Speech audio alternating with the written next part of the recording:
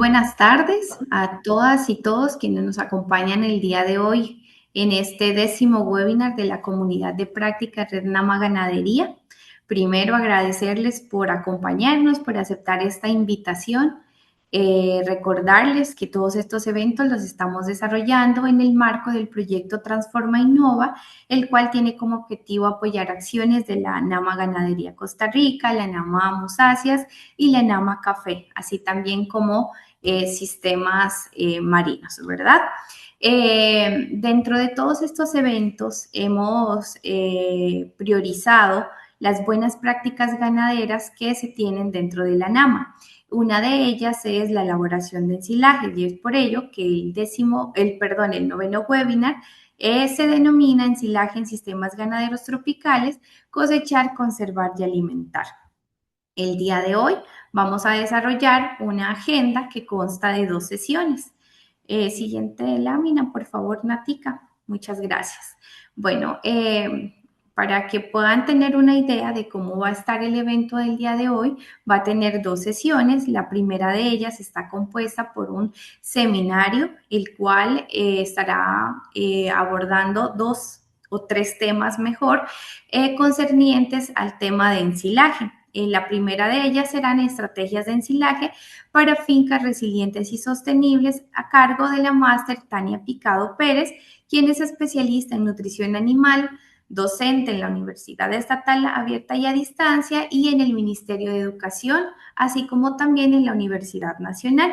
Segundo, tenemos la ponencia llamada Importancia del ensilado en los sistemas productivos ganaderos, a cargo del ingeniero Pablo Chacón Hernández, quien es investigador extensionista y jefe de la Agencia de Extensión Agropecuaria Turrialba del Ministerio de Agricultura de Costa Rica.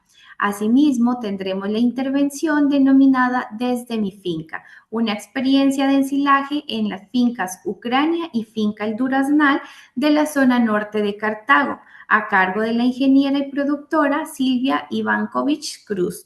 Ella es productora y administradora de la finca Ucrania, ubicada en Cartago, Costa Rica.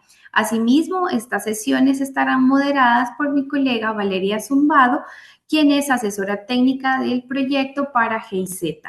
En la sesión 2 vamos a tener un diálogo entre invitados y moderador donde abordaremos 2 preguntas generadoras para poder aprovechar al máximo el conocimiento y experiencia de nuestros invitados. Para que los conozcan, el día de hoy nos acompañan, gracias Natita, en primer lugar, la productora e ingeniera Silvia Ivankovich Cruz, quien es reconocida productora lechera con más de 3 décadas dedicadas al trabajo en lecherías especializadas. Ella es ingeniera agrónoma graduada de la Universidad de Costa Rica, ha construido una trayectoria ejemplar desde 1990 enfocada en la producción, reproducción y mejora continua de la calidad de la alimentación del hato. Su trayectoria combina conocimiento técnico y una profunda vocación por el trabajo en finca, lo que la ha convertido en un ejemplo de liderazgo femenino en el sector lechero nacional.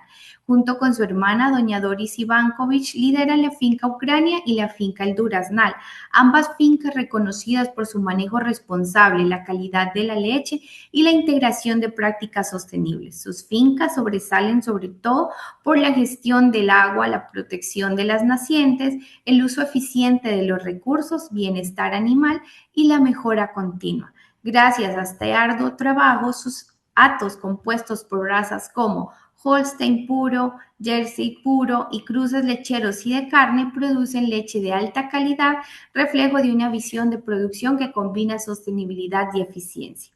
Asimismo, nos acompaña la máster Tania Picado Pérez, quien es ingeniera agrónoma y especialista en nutrición animal, con amplia trayectoria en conservación de forrajes, agrostología, formulación de dietas y sostenibilidad ganadera. Se desempeña como docente de la Universidad Estatal a Distancia, el Ministerio de Educación Pública y la Universidad Nacional. Asimismo, cuenta con experiencia en la implementación de prácticas ganaderas sostenibles, manejo de recursos forrajeros, estrategias de mitigación de emisiones de gases de efecto invernadero en sistemas bovinos y en proyectos de carbono neutralidad.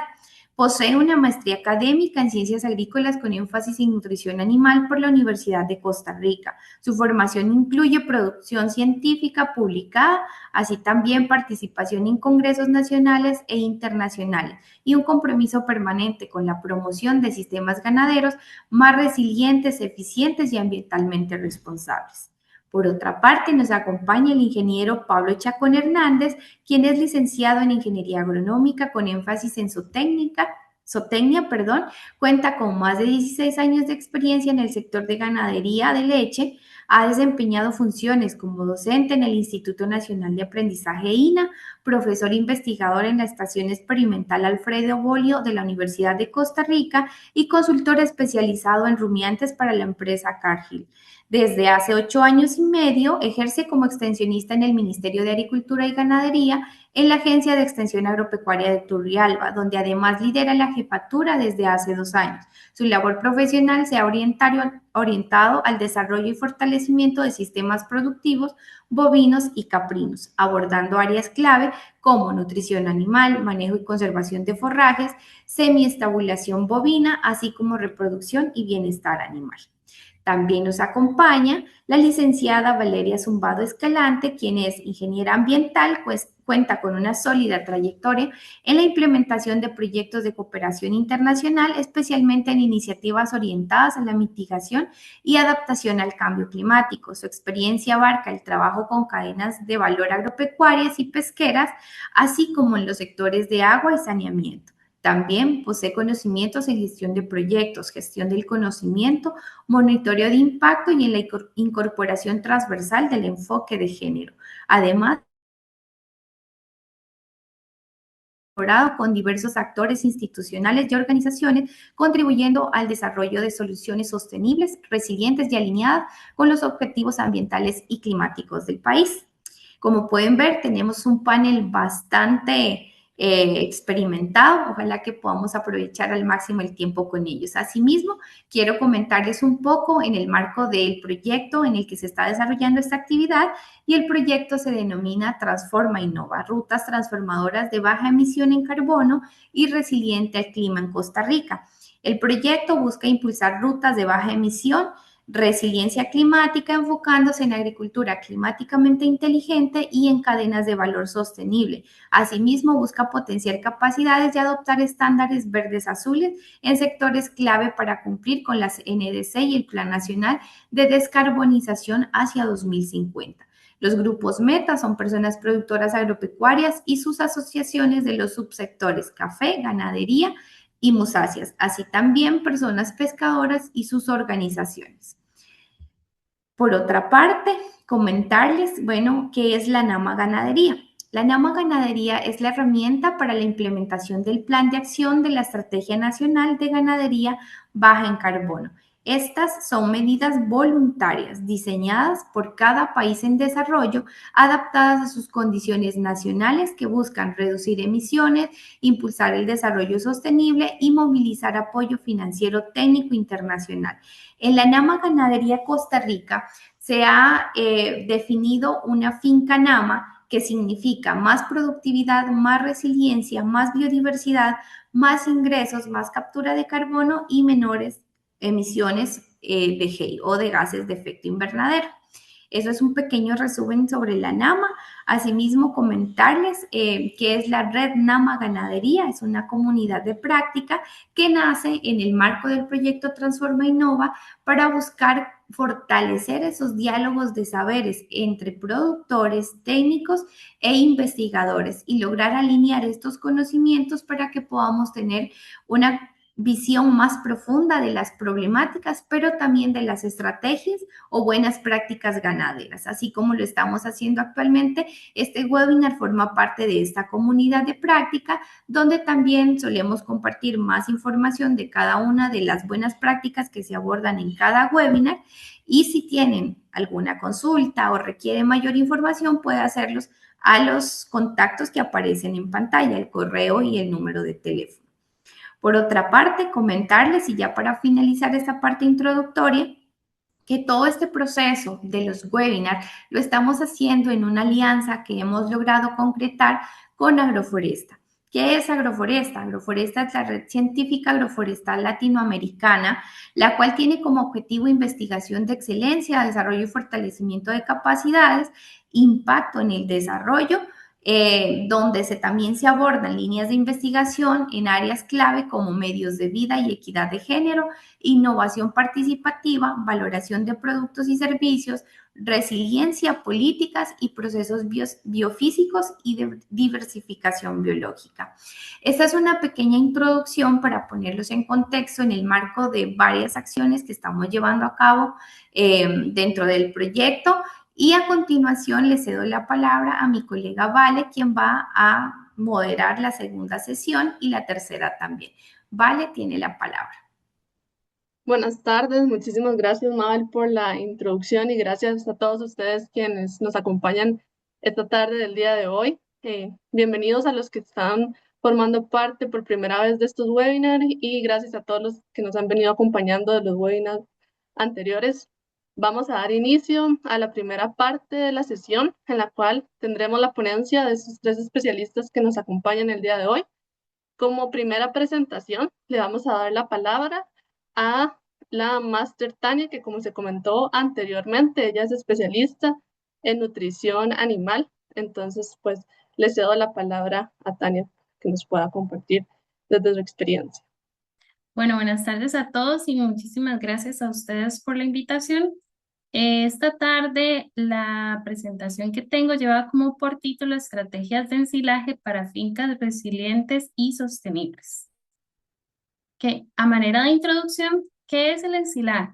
Ese es un método de conservación de forrajes verdes y también productos o subproductos agroindustriales mediante lo que es una fermentación anaeróbica controlada.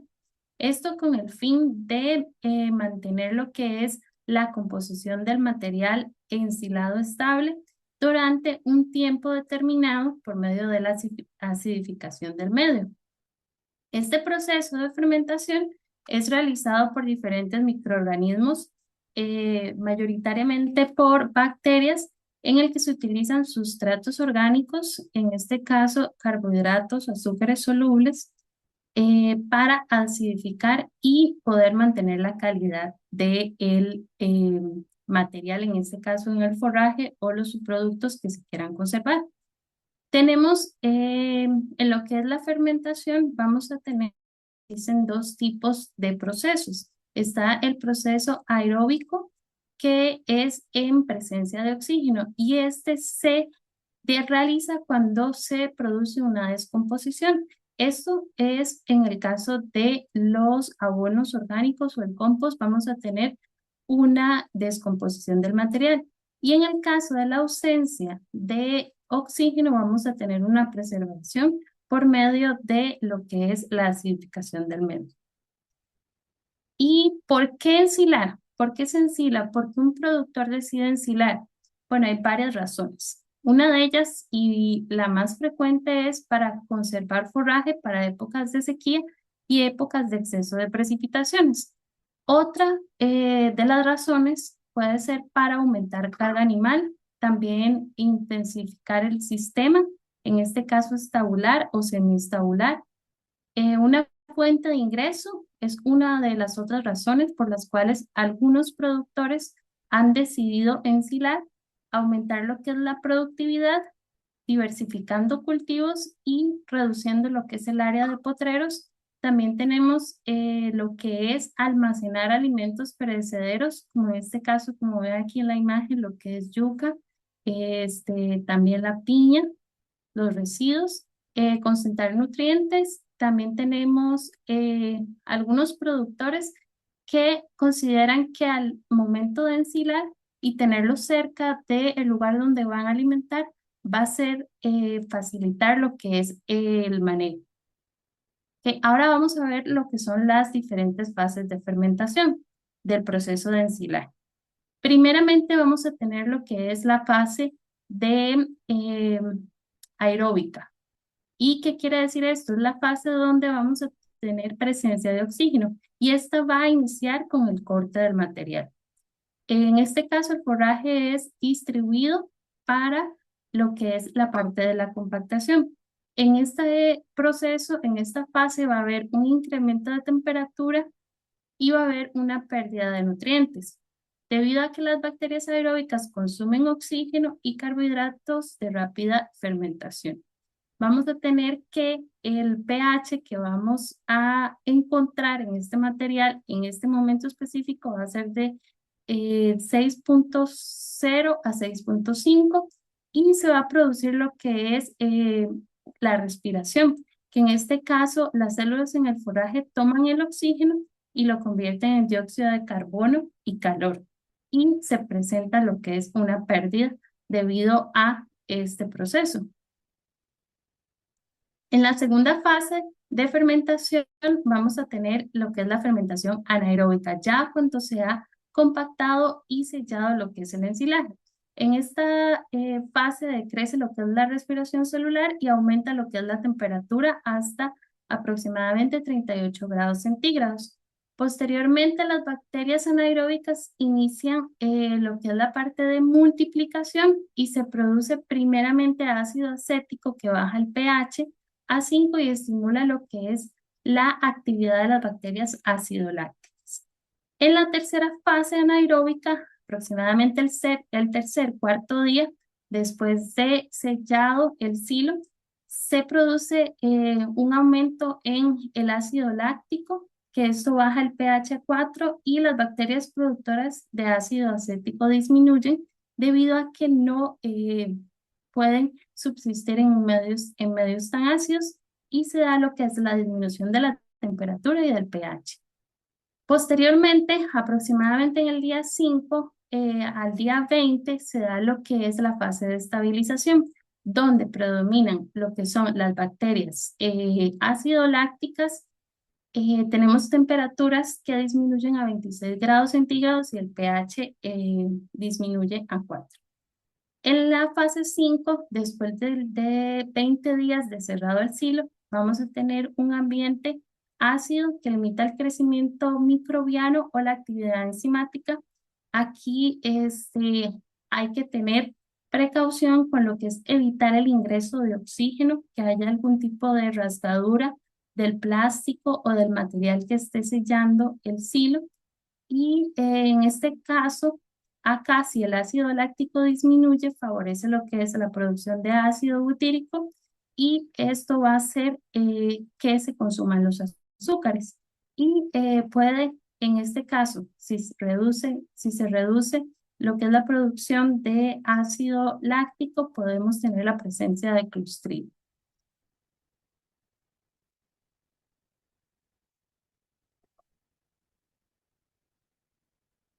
Ok, posteriormente vamos con la fase final, que es la fase de alimentación. En esta fase se da lo que es la apertura del silo.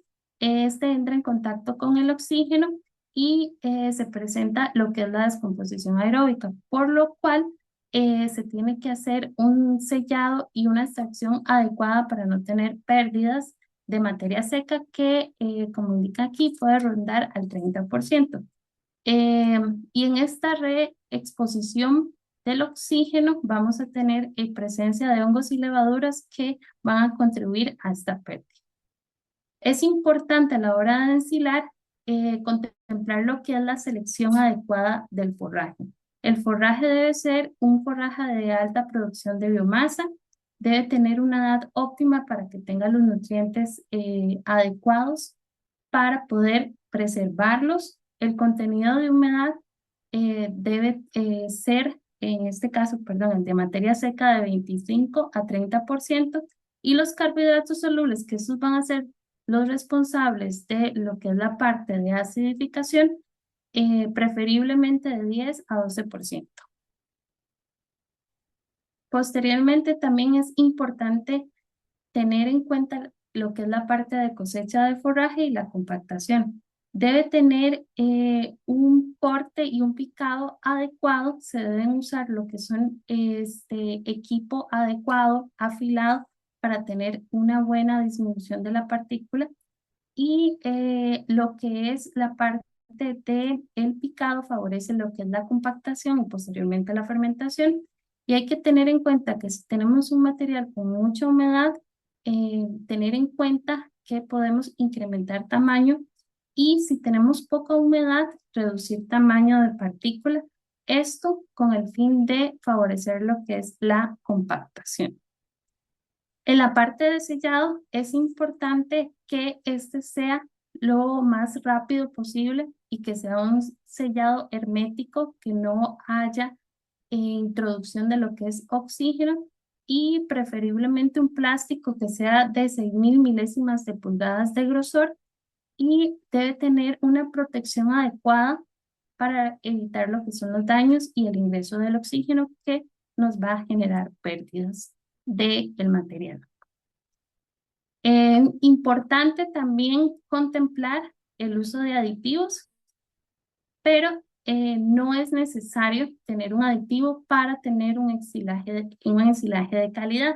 Sin embargo, los aditivos pueden mejorar la fermentación, reducir pérdidas, aumentar también lo que es la estabilidad. Tenemos diferentes tipos de aditivos para ensilar, los estimulantes y los inhibidores. En el caso de los estimulantes vamos a tener sustitutos de sustratos, como en el caso de las azúcares, en este caso la melaza, y enzimas, y en el caso de los inoculantes tenemos bacterias, y estas pueden ser bacterias productoras de ácido láctico o ácido acético, y en lo que son los inhibidores vamos a tener inhibidores en procesos anaeróbicos, por ejemplo los ácidos, y en procesos aeróbicos, cuando ya se está exponiendo el material al oxígeno, que son en este caso el ácido propiónico y los sulfatos. Y es importante que la aplicación de estos podrá mejorar la calidad, pero no puede enmendar cosas que se hagan mal en la práctica del proceso de ensilaje. Los inoculantes, tenemos bacterias que se pueden utilizar para ayudar a aumentar lo que es la parte de fermentación y acidificar el medio. Tenemos dos tipos de bacterias que se utilizan, serían las homofermentativas, que producen únicamente ácido láctico, y las heterofermentativas, que producen tanto ácido láctico como ácido acético. Okay. Acá estos son ejemplos de algunos ensilajes y prácticas que hay que tener en cuenta. Entonces, este es un ensilaje de corona de piña. Si pueden ver aquí, es un material bastante húmedo y la compactación es fácil debido a la cantidad de humedad. Sin embargo, la calidad de que ahora vamos a ver datos nutricionales, no es la adecuada. También, aquí quiero recalcar lo que es la parte de compactación, que bueno, de aquí posteriormente se selló. Sin embargo, lo que el productor hacía era rellenar y tapar, y después de un tiempo volver a rellenar. Y así lucía así se veía este ensilaje a la hora de abrirlo. Si pueden ver, toda esta parte oscura es material descompuesto, que esto implica una pérdida. Eso al animal no se le debería dar y el animal no lo va a consumir.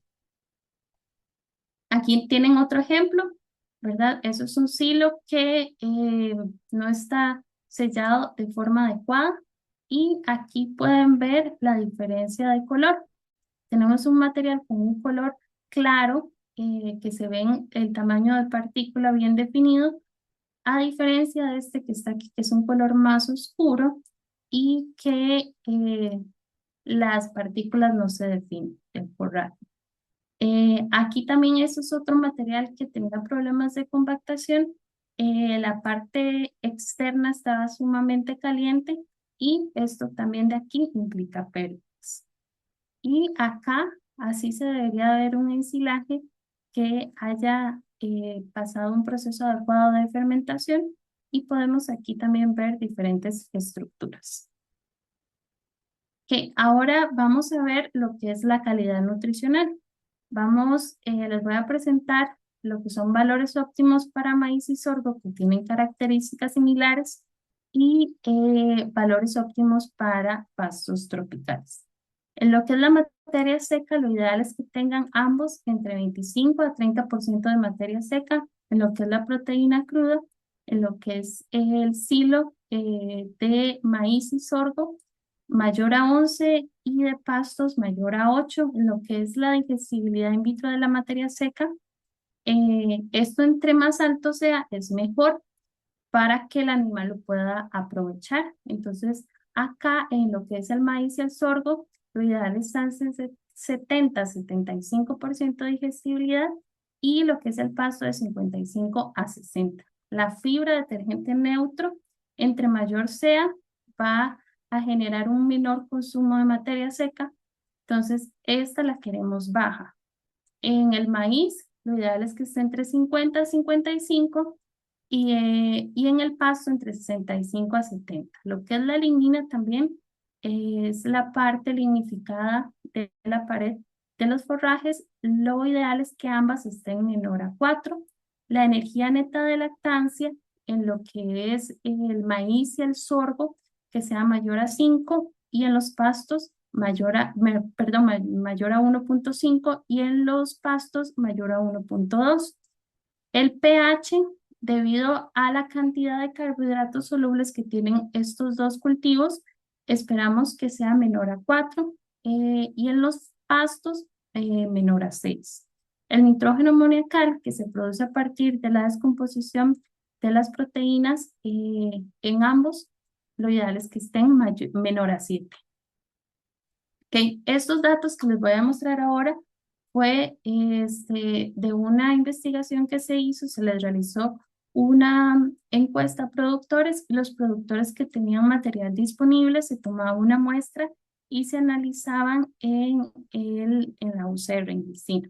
Entonces, aquí vamos a ver materia seca y proteína de ensilajes de sorgo y de maíz. Vemos que los rangos de materia seca, recordemos que deben de estar entre 25 a 30, sin embargo, en estas muestras están entre 14.2 a 28.5 y la proteína cruda entre 4.8 a 11.1.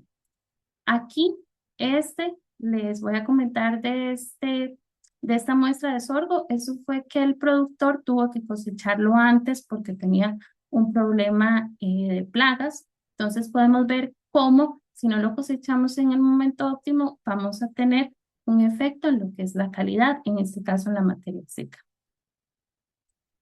Okay. Las mismas muestras de la diapositiva pasada, pero acá lo que tenemos son datos de digestibilidad de la materia seca, in vitro de la materia seca y la fibra detergente neutro y la lignina. Entonces, la primera, que es la digestibilidad, queremos que sea alta. ¿Para qué? Para que el animal pueda aprovechar. Entonces, veamos que tenemos aquí valores que van del 56 al 64% de digestibilidad.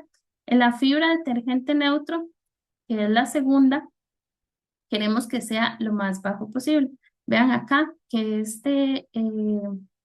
estas dos de Pital, inclusive la de sorgo, tenemos una FDN alta. ¿Y esto qué me va a implicar? Que el animal va a comer, se va a llenar y no se va a nutrir. Va a haber un llenado físico. Y en la parte fermentativa vamos a ver valores óptimos de nitrógeno amoniacal que van de 2.2 a 4.1 y el pH, que es lo esperado para un material de estos, de 3.8 a un 4.7. Okay. Estas muestras se dividieron por maíz y sorgo y en este caso también, debido a las características que son diferentes, se analizó en conjunto lo que fue la parte de los pastos tropicales. Entonces, estos son, bueno, los que antes se conocían como Penicetum megatirsus. Entonces tenemos diferentes megatirsus, Camerún, Cuba, maralfalfa, y vamos a ver aquí la materia seca que va de 15.9 de estas muestras a 24.4. Este material que está acá era un material que tenía mucho tiempo de estar guardado, ensilado y no se cosechó tampoco en el momento óptimo. Entonces tenemos, vean acá, una baja contenido de materia seca y una baja también contenido de proteína cruda. En lo que son las fibras y la digestibilidad, tenemos también este mismo que vimos anteriormente. Vean lo que es la fibra de detergente neutro, está en 79%, y la digestibilidad también es la más baja. Entonces, sí hay que tener en cuenta la edad del material, el proceso. ¿Para qué? Para tener un material adecuado para que el animal lo pueda aprovechar. Y en la parte fermentativa, igual de esperar, este material que no fue el que presentó las mejores características, también va a coincidir que tiene un nitrógeno amoniacal considerable.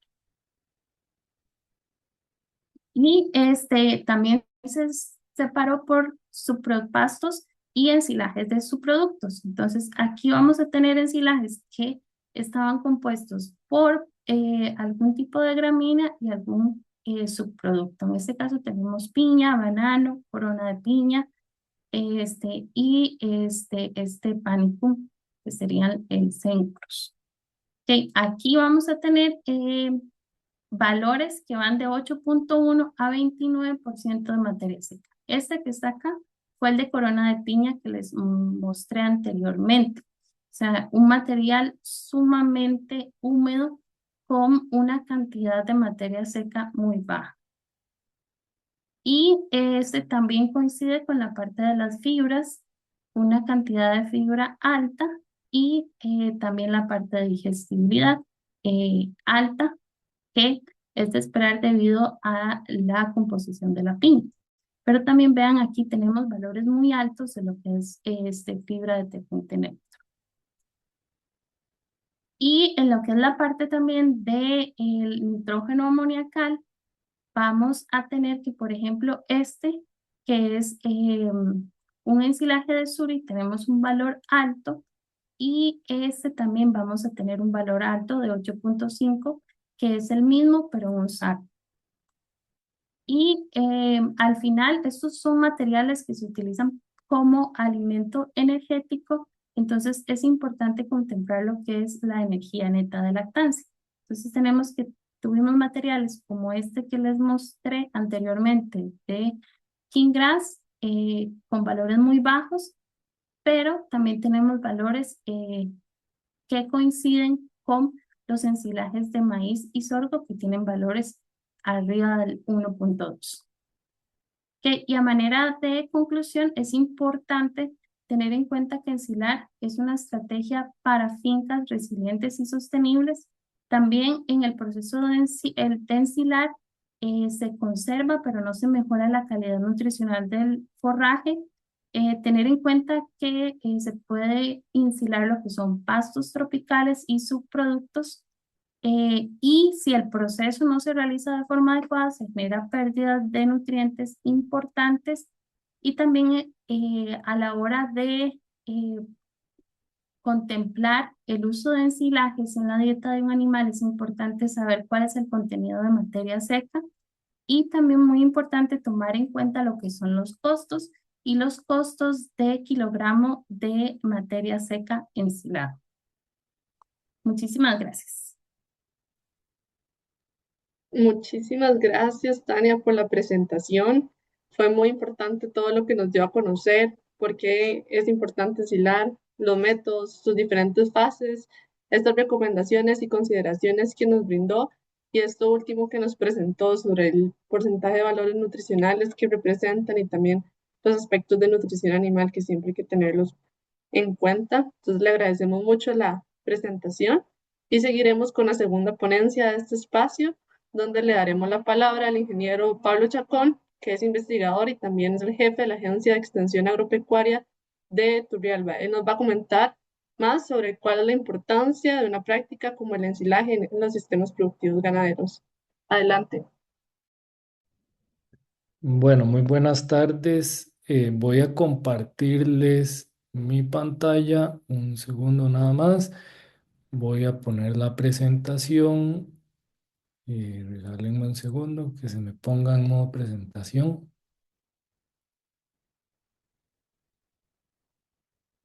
Y creo que ahí estamos. Bueno, buenas tardes. Mucho gusto a todos.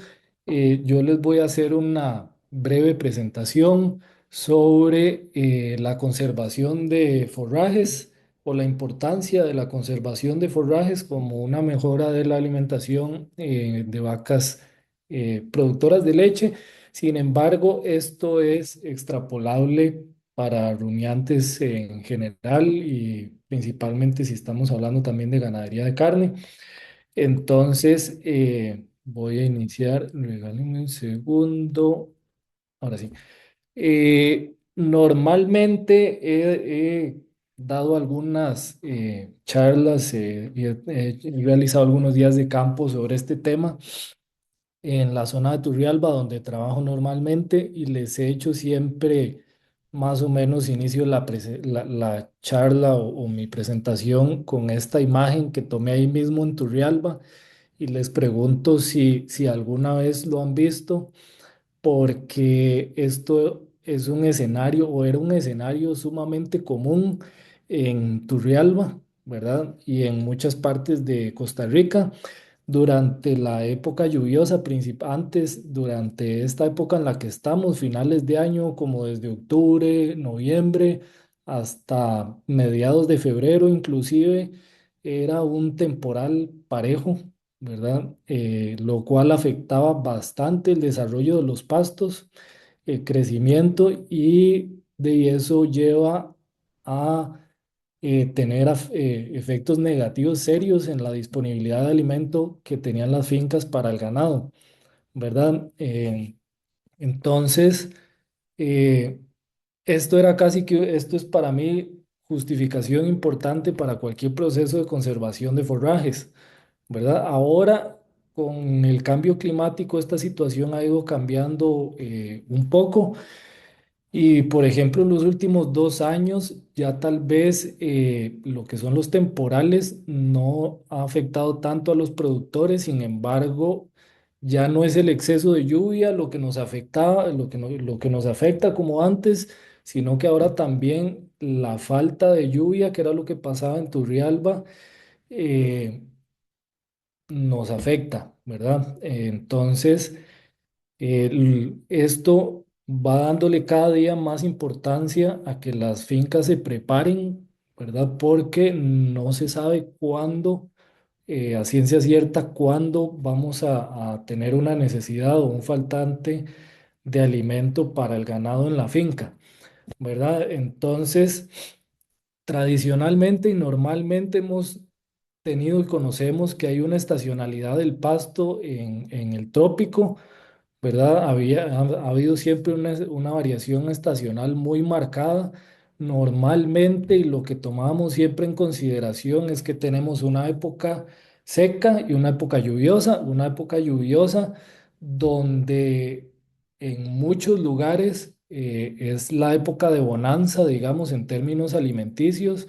El pasto crece más porque hay humedad en el suelo, eso vuelve disponible todos los nutrientes que el pasto tiene que absorber, entonces crece de forma más vigorosa y como les digo, tenemos más alimento para los animales. Sin embargo, y otra época, ¿verdad? Donde hay un déficit más bien de lluvia y la producción del pasto se disminuye considerablemente, ¿verdad? O sea, podemos pasar de la mejor producción que tiene un pasto a través del año. En el verano podríamos llegar a producir únicamente el 20%, ¿verdad? En comparación. Entonces, sin embargo, las vacas comen todos los días igual, ¿verdad? No es que hay una época del año en la que coman más, otra menos, ¿no? Y todos los días necesitan comer y necesitan comer lo mismo. Entonces, esta estacionalidad nos genera, digamos, un problema, ¿verdad? O una situación con la cual tenemos que jugar y para técnicamente la solución radica en la conservación de forrajes, ¿verdad?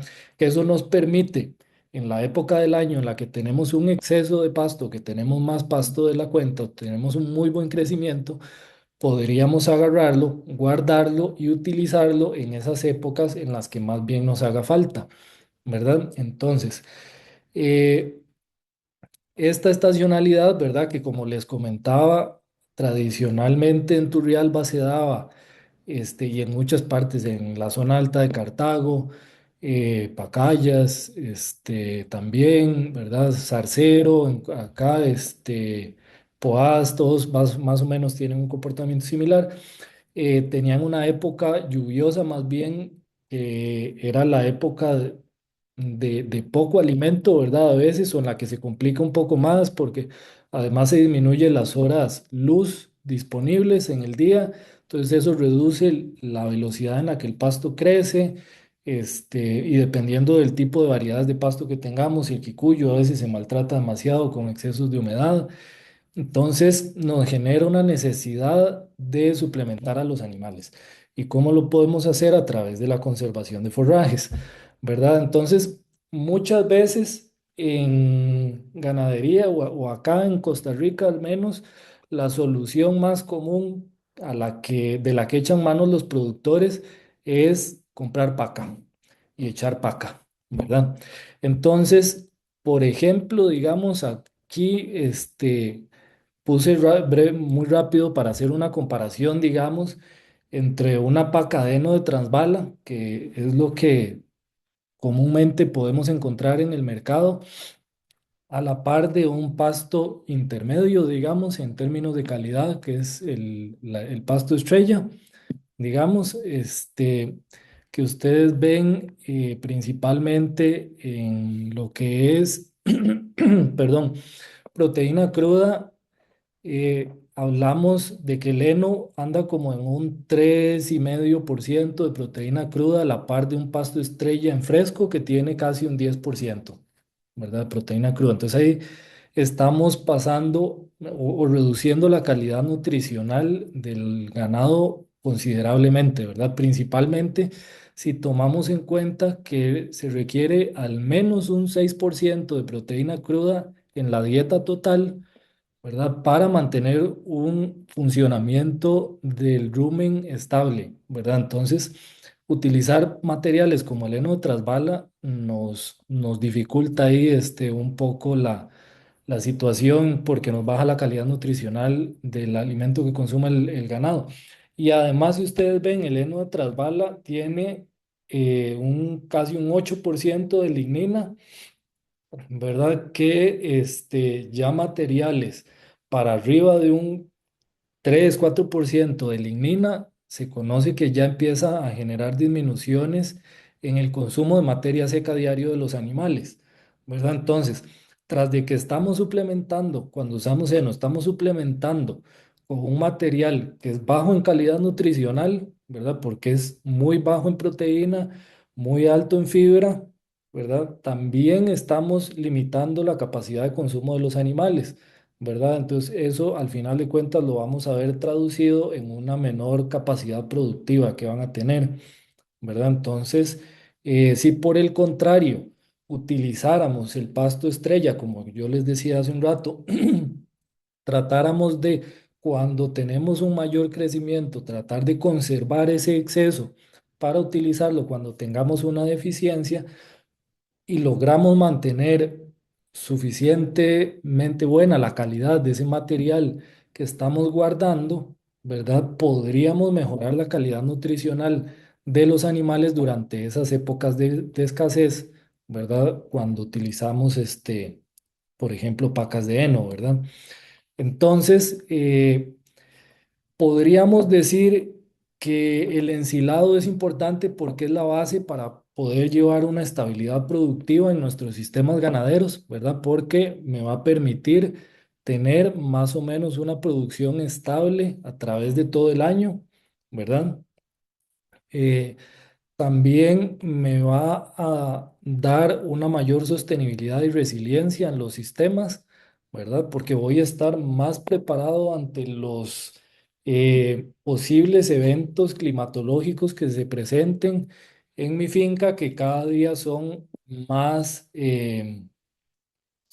frecuentes, son más severos cada vez, ¿verdad? Debido al cambio climático y son más difíciles de prever, ¿verdad? Tanto en intensidad como en duración. Entonces, contar que mi finca cuente con materiales guardados, conservados, con buena calidad nutricional, me van a permitir tener darle mayor capacidad de resiliencia a mis fincas, ¿verdad? Y al final esto se va a traducir en una mejor o mayor rentabilidad en mi sistema productivo, ¿verdad? En términos de calidad nutricional y de productividad, digamos, podríamos decir eh, que el ensilado me va a permitir, como decía Tania hace un rato, me va a permitir hacer una conservación de nutrientes que son esenciales para el ganado, ¿verdad? Me va a permitir eh, guardar, por decirlo de alguna manera, carbohidratos, proteínas, vitaminas y minerales, que son necesarios para el ganado, ¿verdad? Me va a generar una mayor estabilidad de la dieta y me va a permitir reducir desbalances, principalmente energéticos, cuando yo hago esos cambios, ¿verdad? De pasto fresco a suplementar los animales con heno, ¿verdad? Aquí puse como una comparativa de datos que encontré en algunos artículos, en unas publicaciones que hacen comparación de dietas o de fincas que utilizan la suplementación con materiales ensilados, fincas que no lo utilizan, y vean que podríamos esperar un aumento de un 6% en la producción de leche, ¿verdad? Un aumento de un poco más de medio punto en la calificación de la composición corporal, y podríamos experimentar un aumento considerable en el porcentaje de fertilidad de los animales. ¿Por qué? Porque al tener animales mejor alimentados, ¿verdad? A los cuales les estamos supliendo sus requerimientos de nutrientes mejor, entonces van, primero obviamente a demostrárnoslo en producción, ¿verdad? Y también en fertilidad, que a veces es un aspecto que se deja un poco de lado, sin embargo es súper importante porque en términos nutricionales, digamos, la fertilidad la vemos como, o el animal la ve como una actividad de lujo, ¿verdad? Una vaca, por así decirlo, no necesita entrar en celo, no necesita quedar preñada, no necesita reproducirse para mantenerse con vida. Nosotros como productores somos los que necesitamos que la vaca se preñe y que para tener una nueva cosecha de leche. Sin embargo, no es determinante para una vaca, eh, para poder mantenerse con vida, reproducirse. Entonces, en condiciones o en momentos de estrés nutricional, el animal lo primero que hace es que suspende todo lo que tenga que ver con reproducción. Entonces, podría ser inclusive que en una finca nosotros veamos que la producción de leche en estos momentos de estrés nutricional, la producción de leche tal vez no se baje tanto, pero el efecto lo estamos viendo en reproducción. Y resulta que entonces ya las vacas no se preñan o aumenta la repetición de celos, o inclusive las reabsorciones. Todo ese tipo de cosas a veces los vemos por problemas de deficiencias nutricionales que podríamos estarlos solucionando si utilizáramos materiales como el ensilaje, ¿verdad? Adicionalmente y de forma paralela, perdón, podríamos ver también efectos positivos en términos de la huella de carbono y la sostenibilidad de nuestra finca cuando utilizamos ensilados, principalmente porque al disminuir la presión de pastoreo que tenemos sobre las pasturas, vamos a disminuir también eh, la, o vamos a estimular más bien el desarrollo adecuado de la pradera, ¿verdad? De nuestros repastos. Esto va a evitar que reduzcamos la erosión, que perdamos cobertura, ¿verdad? Que aumentemos las emisiones de gases de efecto invernadero en nuestras fincas y principalmente en la parte de degradación me voy a enfocar en lo de la erosión, ¿verdad? Que puede llegar a ser sumamente importante. Por ejemplo, compañeros del ICE nos han dicho que llegan, en este momento se me olvidó el dato, pero llegan miles de toneladas de suelo a los embalses que tenemos acá en Angostura, por ejemplo, y todo eso es suelo que viene de las fincas de la zona alta de Cartago y de Turrialba, ¿verdad? De Santa Cruz. Y todo eso que se va, como les digo, es suelo, todo eso son nutrientes, todo eso es capacidad productiva que está perdiendo nuestra finca debido a esa pérdida de la cobertura que se genera por por una carga excesiva durante ciertos periodos de tiempo, digamos, durante el temporal o durante una época de sequía, aunque sea corta, ¿verdad? Principalmente durante las épocas de exceso de precipitaciones. También vamos a mejorar la eficiencia alimenticia de los animales porque vamos a mantener una dieta, podemos mantener una dieta más constante y podemos volvernos un poco más intensivos y más eficientes en nuestra producción, ¿verdad? Adicionalmente, como les decía, podría mejorarnos la rentabilidad en nuestro sistema productivo, ¿verdad? Podría, según igual unos estudios que estuve revisando, podríamos llegar a tener una reducción de 40% en los costos de alimentación, ¿verdad? Esto porque vamos a generar una parte importante del alimento para el ganado dentro de nuestra misma finca, ¿verdad? Vamos a utilizar eh, pasto que estamos generando en nuestra finca, que tiene un costo mucho menor que el comprar pacas o comprar heno o comprar algún otro tipo de suplemento que tenemos que traerlo desde fuera de la finca y que va a tener un costo mayor, ¿verdad? También, como les decía, podríamos llegar a tener un aumento en la producción de hasta un 25%, ¿verdad? Y podríamos llegar a aprovechar hasta un 60% del excedente de forrajes que se produce en la finca. eh, y que muchas veces lo desperdiciamos por no tener un sistema, digamos, de conservación de forrajes que, como les decía, me permita pasar el forraje de la época, de la época en la que tengo más abundancia a la época en la que el pasto se desarrolla o va creciendo, digamos, de una manera más lenta, ¿verdad? Entonces, en términos generales, esta optimización de recursos que yo hago en la finca, me va a generar una mayor estabilidad en los ingresos que tengo y eso me va a terminar o me va a redundar en una mayor rentabilidad, ¿verdad? Entonces, más o menos esa es como la parte que yo les quería presentar, que era como una justificación más o menos de la importancia de manejar forrajes conservados en nuestras fincas. Muchísimas gracias, Pablo, por la ponencia.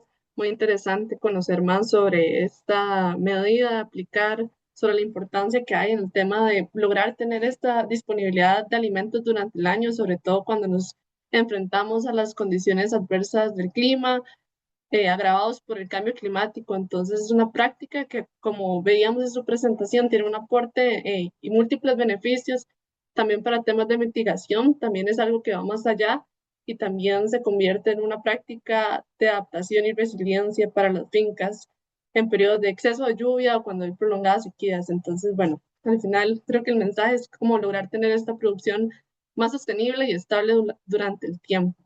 Entonces, muchísimas gracias por esto. Y seguiremos con la siguiente presentación a cargo de la ingeniera Silvia Ivankovic. Ella nos va a presentar sobre su experiencia en la finca Ucrania y en la finca Duraznal en la zona norte de Cartago. Entonces, doña Silvia, adelante. Le voy a proyectar también las diapositivas. Muchas gracias por esta oportunidad y muy buenas tardes para todas las personas que están conectadas a este seminario virtual de ensilaje de sistemas ganaderos tropicales. Agradezco a Agroforesta, Transforma Innova y a los organizadores por invitarme a participar en este seminario en línea. Mi nombre es Silvia Ivankovich y soy ingeniera agrónoma y me dedico a la producción de leche en la zona norte de Cartago. Siguiente.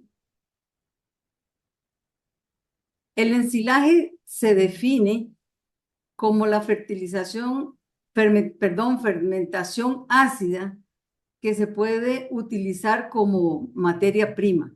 Y les quiero compartir mis experiencias en el ensilado, tanto en la finca Ucrania como en la finca Duraznal. Siguiente. Administro 2 lecherías especializadas con vacas de alta producción. Nuestra lechería llamada Finca Ucrania está ubicada en las faldas del volcán Irazú a una altitud de 2.600 metros sobre el nivel del mar. Como se observa en las diapositivas, tiene una topografía quebrada, hay poca luminosidad, alto porcentaje de humedad en algunas épocas del año.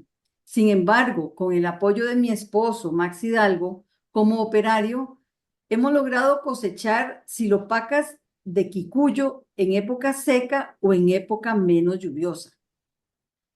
Sin embargo, en esta finca solamente se logra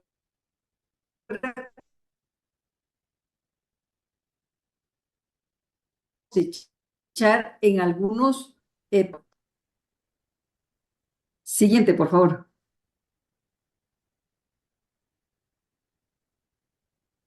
La otra lechería es Finca Duraznal, que es propiedad de mi hermana Doris Ivankovich. Está ubicada en Paso Ancho de Oriamuno, a una altitud de 1.450 metros sobre el nivel del mar. La topografía de esta finca es muy favorable. Cuenta con un 95% del terreno que es mecanizable. Es por esta razón que la mayoría de las silopacas y el ensilado de maíz se produce en Finca Duraznal. En algún momento, viendo la topografía de ambas lecherías, decidimos hacer una alianza estratégica para comprar maquinaria en sociedad y así minimizar los costos con el fin de adquirir los implementos necesarios para trabajar en forma eficiente y tener forraje de calidad durante todo el año. Siguiente, por favor. Como han explicado los compañeros anteriormente, en el mercado solamente se podían comprar pacas de trasbala o heno de arroz, ambos con valor nutricional muy bajo. Simplemente utilizábamos esto como un suplemento de relleno para la alimentación de los animales, pero nos elevaba los costos de producción, pero manteníamos el problema, que no se lograba una producción estable de leche en las épocas adversas. Siguiente, por favor. Esta situación nos motivó a tomar la decisión de adquirir maquinaria para hacer silopacas para nuestras lecherías, porque sufríamos año tras año de escasez de comida para la alimentación de los animales de crianza, como los animales de productivos, las vacas en ordeño. No teníamos disponibilidad a veces cuando salíamos a comprar, ya sea heno de trasbala o pacas de arroz, no había, eran muy caras. Como sabemos, el heno era de muy bajo valor nutricional. El ganado, a pesar de que les dábamos suficiente cantidad de tanto de paca de trasbala como de heno, no mantenía su condición corporal, con el agravante que la producción de leche se bajaba y se incrementaban los costos afectando nuestros ingresos. Siguiente, por favor.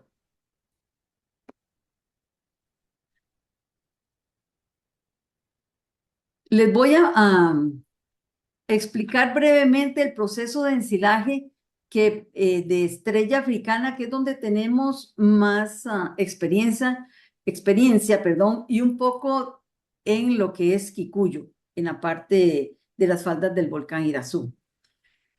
Nuestra estrategia primero es preparar el terreno en el cual vamos a hacer las silopacas. Hacemos control de malezas, control de enfermedades, enmiendas, aplicaciones foliares, para garantizar un forraje sin contaminaciones. Esperamos unas 6 a 8 semanas y luego pasamos la segadora y luego la acordonadora para poder, siguiente por favor, pasar la embaladora y la emplasticadora, que este último sería, digamos, el último proceso de ensilaje de estrella africana. Luego tenemos que transportar esas pacas al lugar donde las vamos a almacenar, y ahí es donde empezamos ya lo que es la hechura de las silopacas. Siguiente, por favor. En el lugar del almacenamiento podemos elegir un terreno que sea de cemento, o simplemente en el campo un terreno plano donde no tenga acumulación de agua para no afectar el proceso de fermentación. Sí hay que tener mucho cuidado que a la hora de manipular estas silopacas, evitar que el ingreso de animales, o de que por una u otra razón la envoltura no se rasgue. Si este plástico se rompe, debemos de colocar una cinta adhesiva, de estas que son unas de color gris, que se utilizan en las tuberías, que es la más fuerte y la más, con el adhesivo, y es más resistente y se pega mejor al plástico, y con eso evitamos la entrada de aire, porque esta entrada de aire con el tiempo hace que se contamine el ensilaje con hongos, afectando la salud animal, porque el ensilado ya no es de buena calidad. Siguiente, por favor.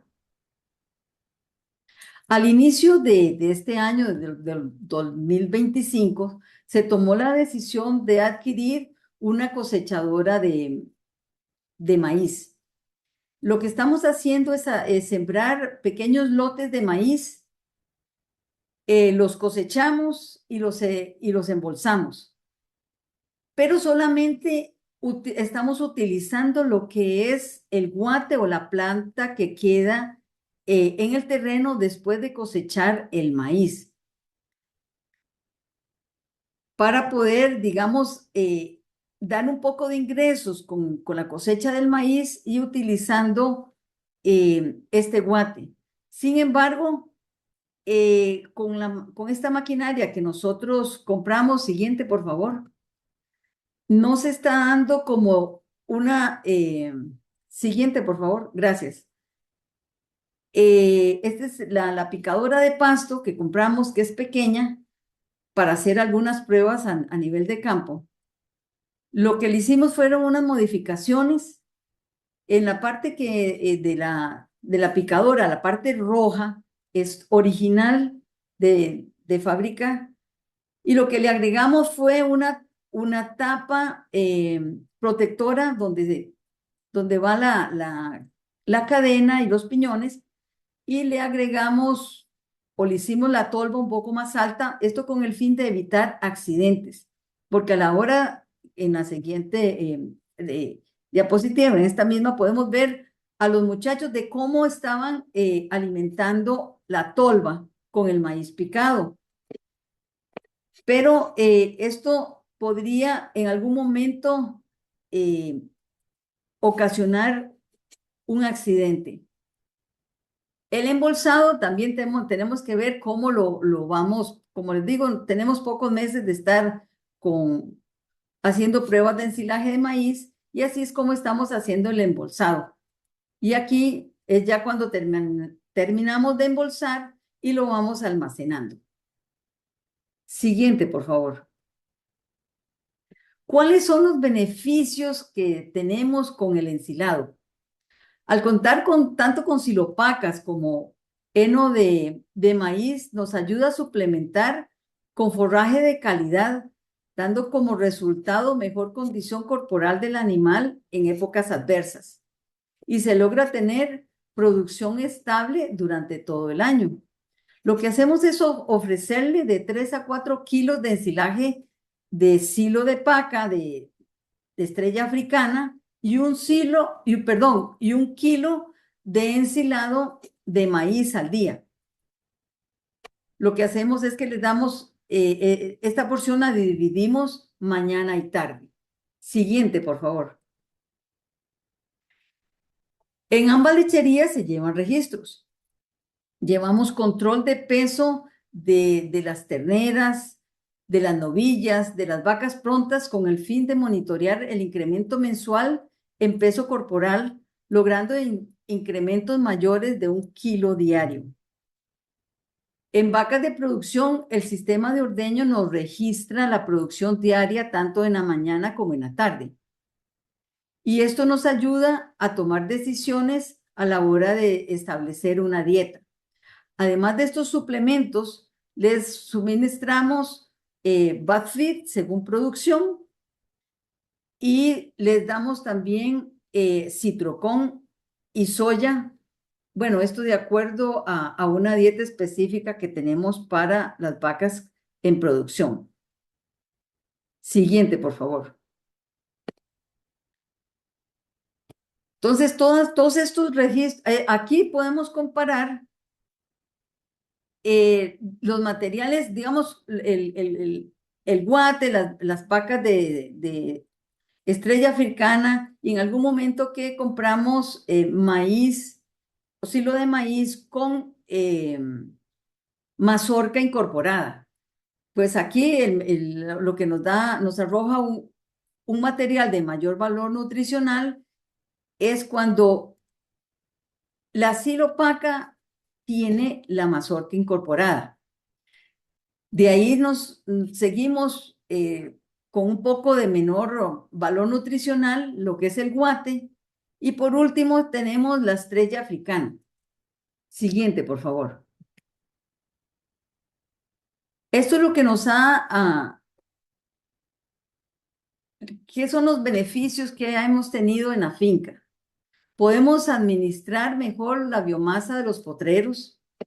Animales mantienen la condición corporal en épocas críticas adversas. Potreros menos maltratados porque no hay sobrepastoreo. Dependiendo de la época del año, la producción de leche se mantiene y en algunos casos se incrementa, dándonos mayor rentabilidad.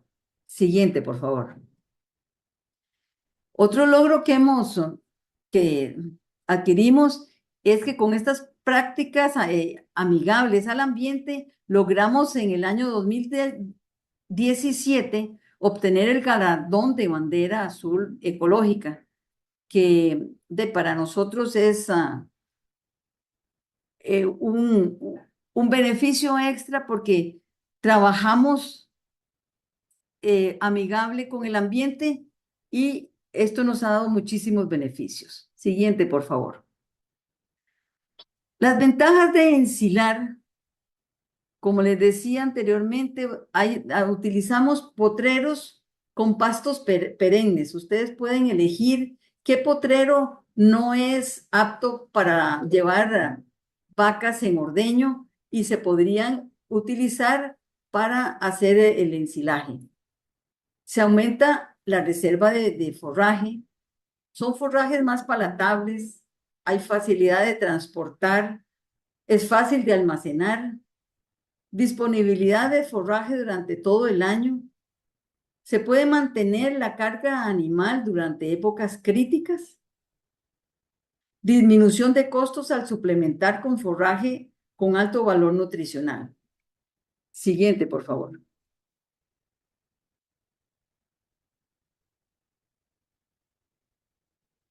Las desventajas, pues en algunos casos tenemos que hacer inversión en infraestructura, hay que hacer inversión en equipo especializado, inversión alta al inicio porque hay que comprar el inoculante, la malla, el plástico.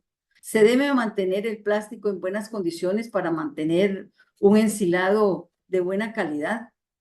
Hay riesgos de deterioro si el proceso no es correcto. Riesgos de seguridad ocupacional si el manejo no es el adecuado. Dependiendo de la capacidad de la embaladora, se pueden, hay pacas de diferentes pesos.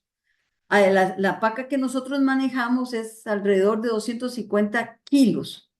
Sin embargo, hay pacas más grandes, hasta de 400 y 400 kilos. Eso dificulta el manejo en finca de esas pacas. Y tenemos que tener personal capacitado.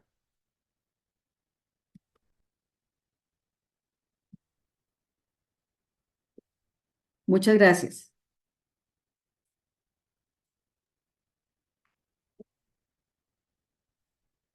Muchísimas gracias, doña Silvia, por contarnos sobre su experiencia, las motivaciones que nos llevaron a aplicar esta práctica y todas estas recomendaciones y consideraciones que nos hicieron dar a conocer. Esta práctica, bueno, se puede acoplar a las diferentes necesidades y capacidades de cada finca. Entonces, bueno, digamos, como siempre tomar esto en consideración y conocer estos ejemplos, pues nos dan una motivación mayor de poder aplicarlo en cada una. Ahora vamos a dar paso a entrar a la siguiente parte del webinar de hoy. Este segundo espacio va a ser un diálogo con los invitados y también, si tenemos tiempo, responderemos preguntas del público. Entonces, para esta parte, sí les pediría tanto a Tania, a Pablo y a Silvia encender sus cámaras y vamos a realizar dos preguntas generadoras. Cada uno va a tener aproximadamente unos 3 minutos para poder contestarlas y vamos a ir iniciando con Tania. Entonces, bueno, la primera pregunta es la siguiente. Entonces, bueno, sería que desde la experiencia de cada uno de ustedes nos cuenten cuáles han sido estos errores, estas oportunidades que observan siempre a lo largo del proceso del ensilaje y qué ajustes prácticos existen al alcance de la mayoría de las fincas que pueden marcar esta diferencia en mejorar esta calidad y la conservación de las características de esto. Entonces, adelante, Tania. Ok, primero respondería la primera. Sí, adelante. Es la pregunta. Ok. Bueno, yo considero que una de el proceso que se tiene que tener un mayor cuidado es en la parte de compactación. Entonces, se debe realizar una adecuada compactación para poder extraer todo el oxígeno presente y poder reducir lo que son las pérdidas. También es importante el momento de cosecha del material y que tenga un adecuado contenido.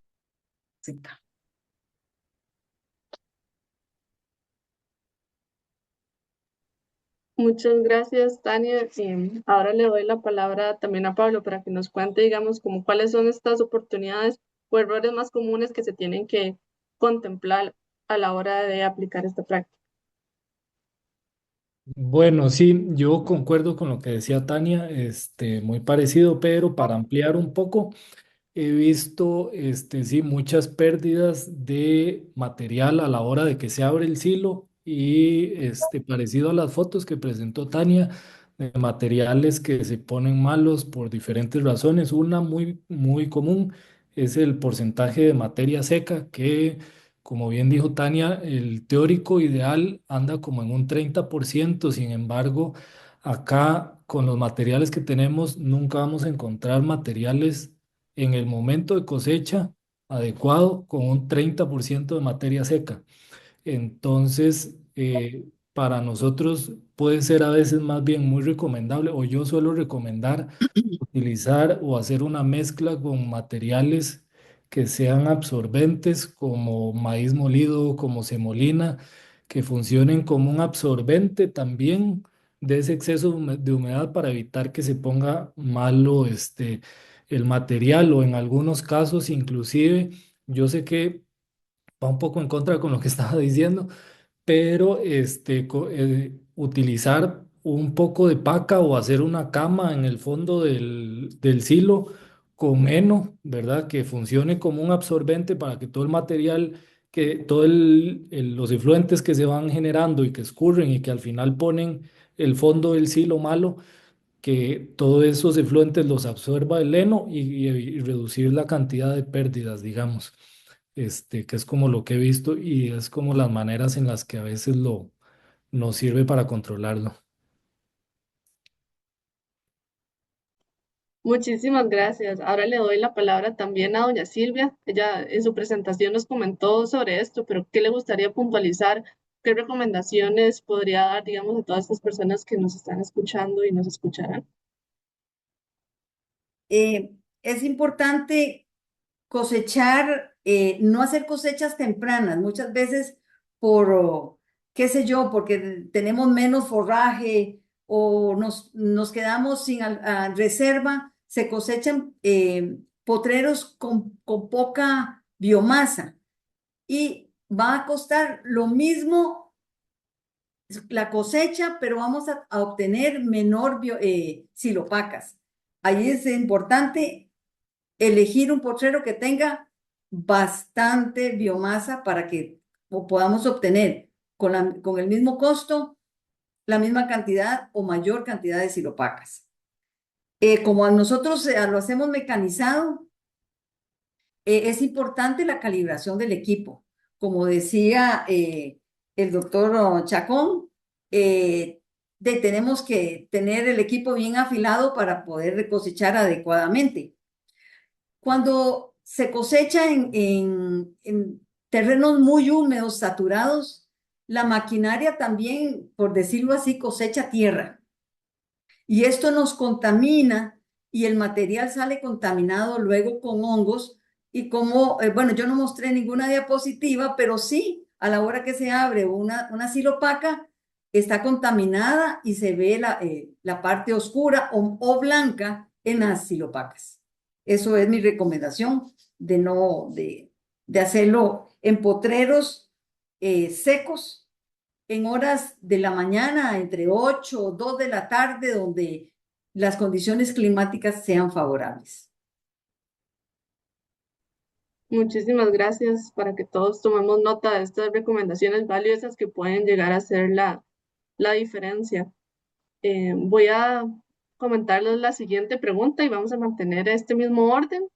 Entonces, bueno, la siguiente pregunta está orientada, aunque sabemos que, y ustedes lo presentaron en cada una de estas presentaciones, todos los beneficios que trae esta práctica, sabemos que no todas las personas productoras lo pueden o lo han adoptado. Entonces, ¿qué cambios o apoyos a nivel técnico, financiero, a nivel de organización consideran que son necesarios para que más personas productoras puedan incorporar la conservación de forrajes como una práctica regular y sostenible en sus fincas? Entonces, adelante, doña Tania, con esta pregunta. Bueno, acá creo que es muy importante el papel que tiene Paulo como extensionista, que haya un acompañamiento a los productores.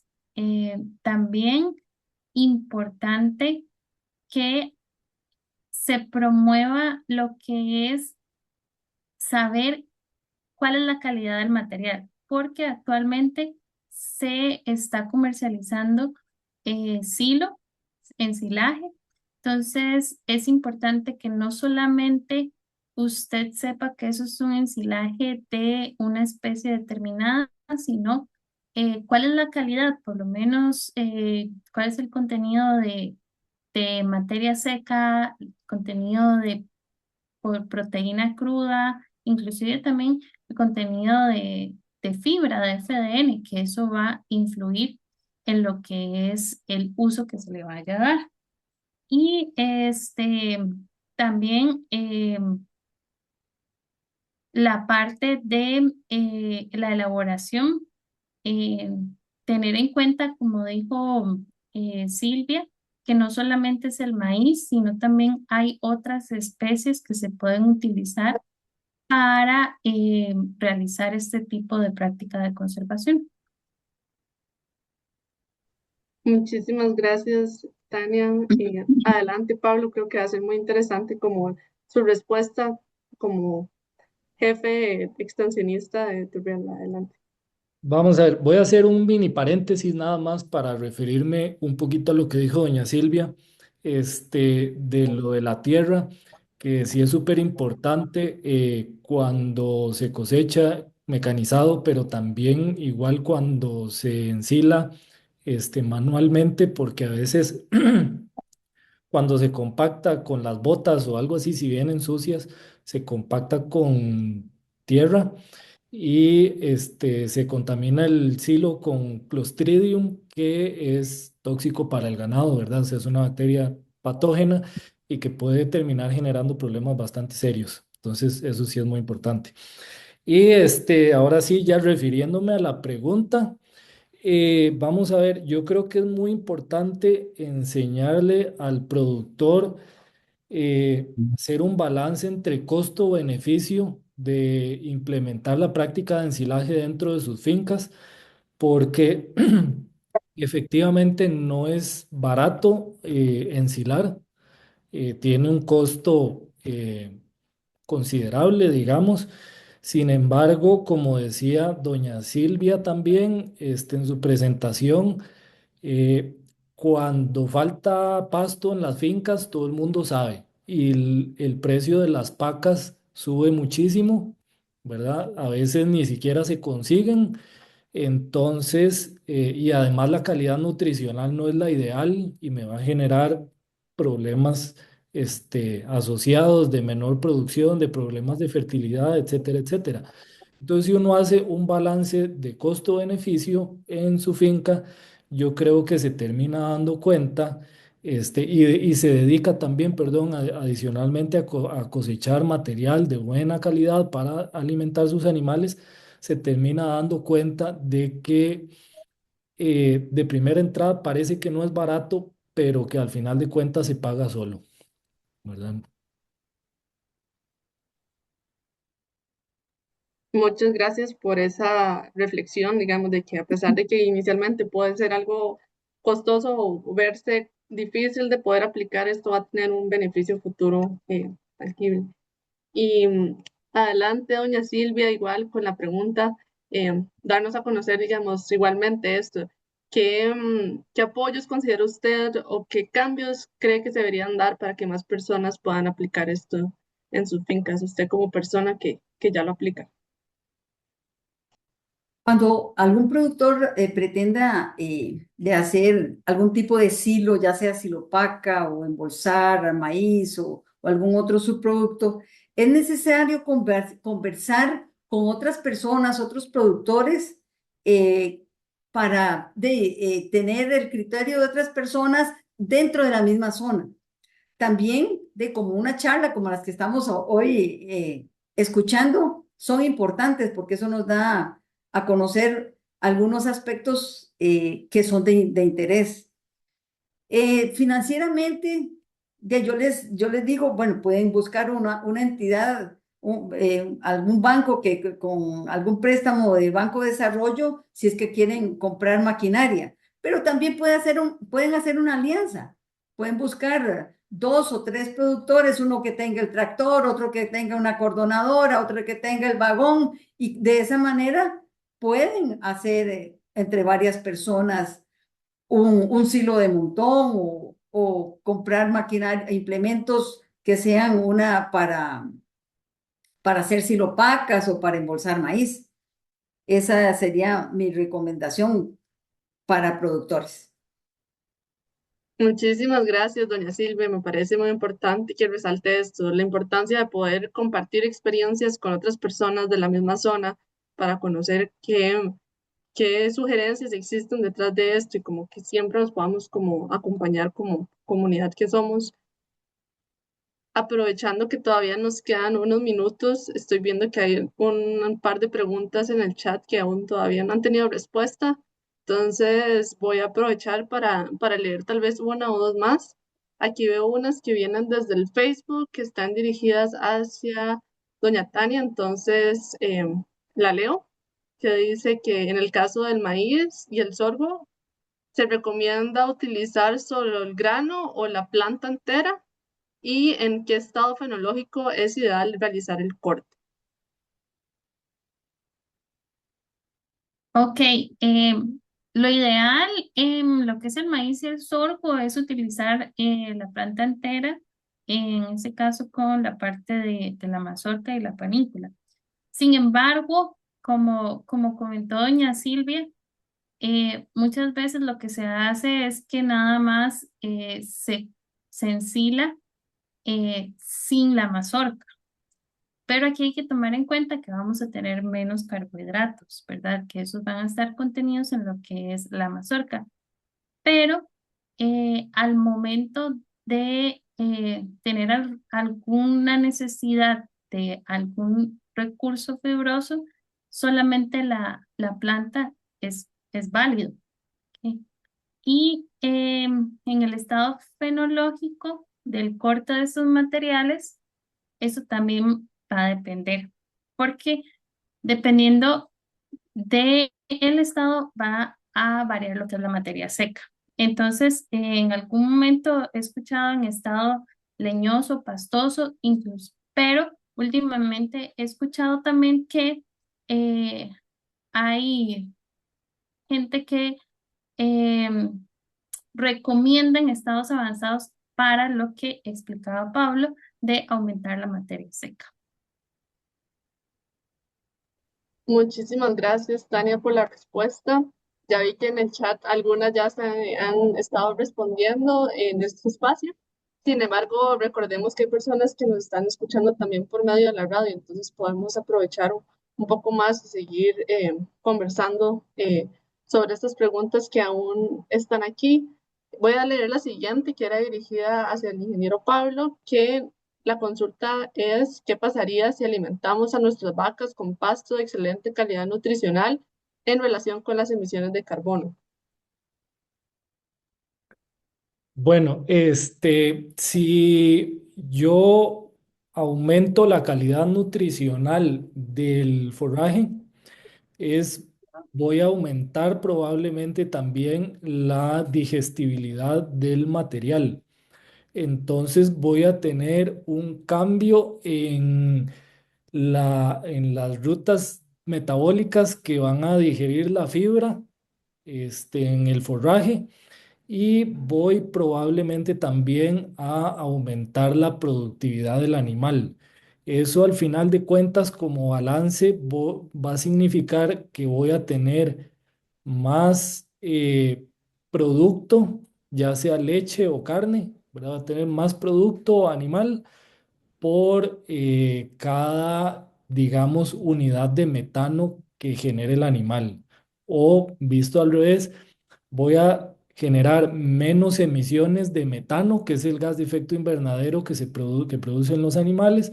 Voy a producir menos metano entérico por unidad de producto, ya sea leche o carne, dependiendo de lo que tenga. Muchas gracias por la respuesta y yo creo que podemos atender esta última. Se la voy a dirigir a doña Silvia. Nos preguntan desde Facebook que cuando se ensila granos, ¿cómo se pueden controlar a los roedores que rompen las bolsas? Lo que tratamos es que a la hora de colocar las bolsas les ponemos cal abajo. Ponemos un plástico y luego cal. Esto evita un poco que los roedores lleguen. Pero más, el problema de la envoltura no es tanto por roedores, sino que a la hora del transporte se rompen, que llega un animal y rompe la envoltura por querer comer el contenido. Entonces ahí es donde tenemos que ver de qué manera lo aislamos para que no hay, pueden ser gatos también o que se suben a las silopacas, pero lo importante es estar observando de qué tipo es el daño. Si es mecánico, porque un gato se subió a jugar sobre las silopacas, o si es sobre de algún roedor. Pero con esto de la cal abajo se evita mucho ese tipo de problemas. Muchas gracias, doña Silvia, por la recomendación y muchas gracias a todos ustedes por acompañarnos, especialmente a Tania, a Pablo y a Silvia por compartir sus conocimientos. Y le voy a ceder la palabra a Mabel para que haga el cierre de la sesión. Muchísimas gracias, estimada Valeria. Muchísimas gracias a Tania, a Pablo, a doña Silvia por haber aceptado esta invitación el día de hoy. Es un honor para nosotros contar con tan valioso conocimiento y experiencias. Sabemos que hay varias preguntitas que se nos quedaron por ahí para abordar, también algunas sugerencias que tenemos en Facebook, que ojalá la próxima vez pudiéramos abordar el precio o costos por kilo. En ese sentido, les comento que estamos diseñando unas fichas técnicas en el marco del programa y en conjunto con el ministerio, las cuales pronto van a salir y esperamos poder compartírselas. En estas hemos abordado justamente algunos costos con experiencias específicas para Costa Rica, pero que también pueden equipararse, ¿verdad?, a otros países del trópico. En ese sentido, nuevamente les agradecemos muchísimo. Les recuerdo que tenemos una serie de eventos de este tipo. El próximo estará realizándose el 12 de diciembre, igual viernes a las 3 de la tarde. En este vamos a abordar lo que es el manejo del estiércol y se denominará del residuo al recurso, estrategias técnicas para el manejo integral del estiércol. Es un insumo valioso que antes lo veíamos como un desperdicio o algo que contaminaba fuentes hídricas, pero que actualmente se ha convertido en uno de los recursos más valiosos a la hora de generar energía, a la hora de generar compost, a la hora de generar bioles, los cuales están retribuyendo a la producción en finca. Entonces los esperamos. Nuevamente les agradecemos infinitamente por acompañarnos el día de hoy. Si pueden compartir esta información, pueden hacerlo, pueden entrar a YouTube, va a quedar la sesión grabada. El martes esperamos que ya esté en línea y allí encontrarán la lista de reproducción Red Nama Ganadería Costa Rica, donde están los anteriores 9 webinars con toda la temática en torno a una producción sostenible. Que tengan un lindo fin de semana y muchísimas gracias por acompañarnos. Muchas gracias. Que tengan buena tarde. Gracias a todos. Muchas gracias, don Roger. Tenga linda tarde. A todos quienes nos acompañaron desde El Salvador, Venezuela, Colombia, México, Costa Rica. Muchísimas gracias. Es un honor tenerlos y ojalá puedan compartir la información. Los esperamos.